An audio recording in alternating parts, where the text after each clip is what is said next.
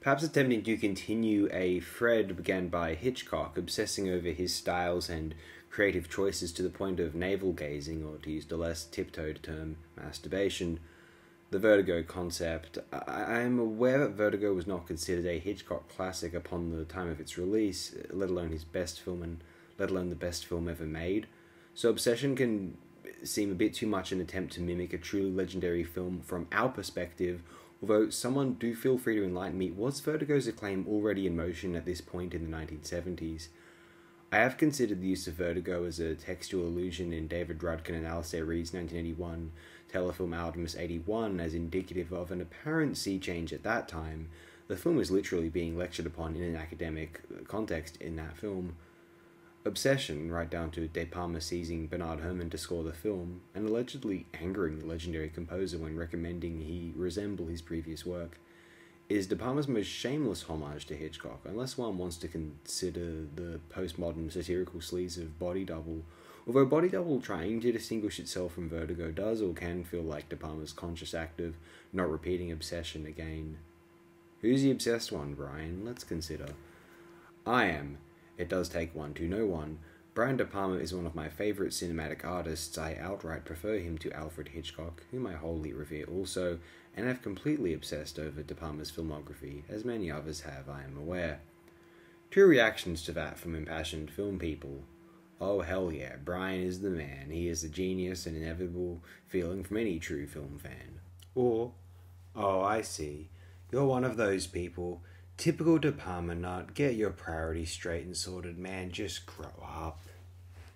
Brian De Palma makes me love movies even more, that's the thing. He excites me at the prospect of watching movies, thinking about how movies are made and making my own movies. Pandemonium is still on the way. I'm generating the funds gradually to pay for licensing fees, have a second job now a few nights a week, and things are going pretty well so far.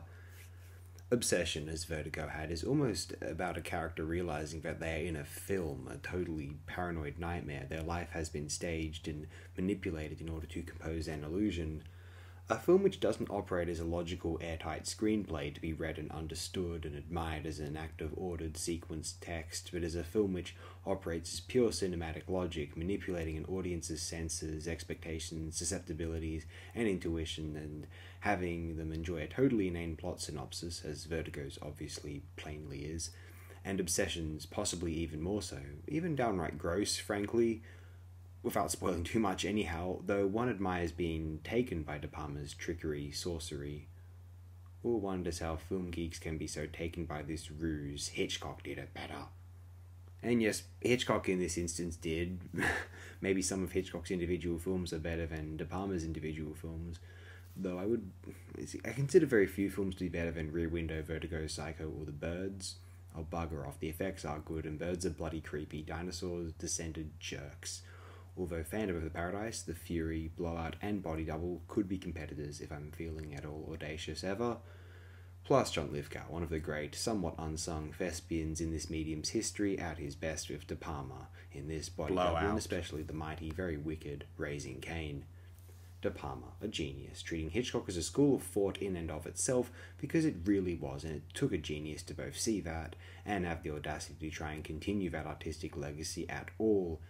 If you'll want to roll your eyes at appraisals of De Palma, sigh and click away. This channel is very, very pro Brian De Palma.